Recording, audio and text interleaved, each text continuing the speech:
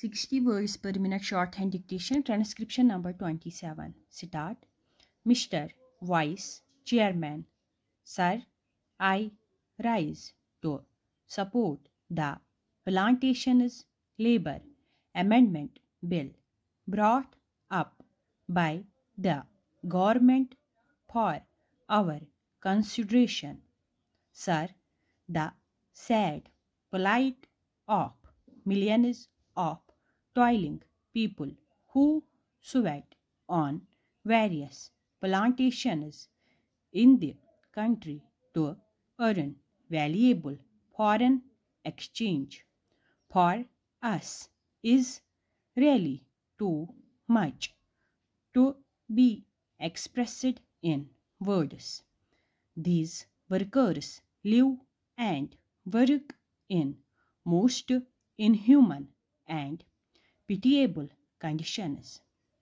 These plantations include tea, coffee, cinchona, rubber, etc.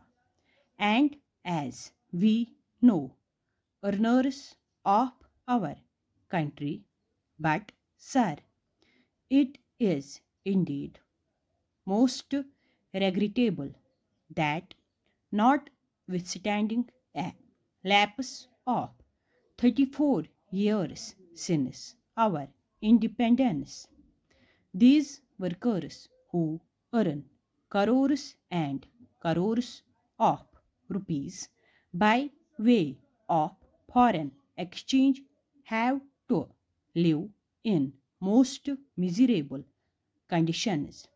They live in houses that are most insecure and collapse frequently, and when these workers die as a result of these collapses, their guardians or their dependents do not get even due compensation for the loss that they have to bear. Unhygienic living in distant and far-flung areas compounded with lack of medical and educational facilities make their life utterly miserable. These plantation workers have to live in abject poverty, like slaves of their employers. And as we know, most of these plantations are still foreign owned establishments, last vestiges of the colonial rule, the British rule. And as said, it is a matter of deep regret for all of us that despite enacting an act, the Plantations Labor Act 1951, we have not yet been able to effect any improvement in their conditions. I think the employers alone are not responsible for their miserable condition. We are also as much responsible as they are, because although we could enforce the enactment and we could improve their conditions much earlier, we have failed in doing so. Sir, on the 9th May 1973, this House, the Rajya Sabha, decided that a joint committee should be appointed to look into the desired amendment and put up a draft as early as possible for our consideration. On the 26th May 1973, the Lok Sabha also adopted our resolution, our motion, with the result that a 45-member committee in which 15 representatives were from the Rajya Sabha and 30 from the Lok Sabha was appointed to look into the matter. This committee was to submit its report on the first day of the 85th session of the Rajya Sabha, that was in 1973. But this committee had to be granted 3 extensions, and the report was ultimately available on the 3rd March 1975. At that time, as we all know, the so-called JP's movement of total revolution was at its peak.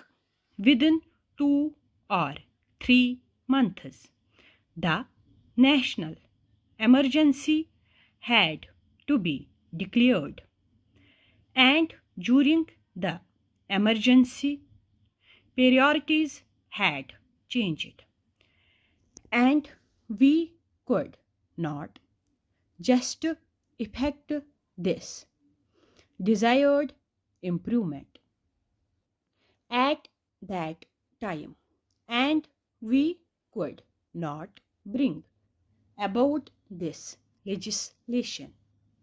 And then the Janta rule and the Lok Dal rule. For 30 months they were in power, but they too, although they try to pose to be the champions of the downtrodden and the workers, failed to deliver the goods. And that is why today we are going to consider the report of that committee that was presented to the government in 1975. Therefore, we are also equally responsible for not ameliorating their conditions and their plight. The committee had to consider 120 memoranda, giving views and suggestions from various unions and associations, and 59 witnesses appeared before the committee, and that committee itself came to the conclusion that in various areas, even the barest minimum facilities, such as arrangement for supply of wholesome drinking water, latrines, urinals, provision of qualified doctors, had not been provided, though these amenities are a must under the act. The act has been there, but we could not enforce it. We could not implement it only because the employers did not want it. They did not want to give to the workers due justice. Inadequacy of punishments that are awarded under the Act is one of the main impediments standing in the way of implementation of various welfare measures. Courts generally take a lenient view of the offences under the Act and they let off the employers who are offenders with lighter punishment, which generally amounts to a fine of ₹100.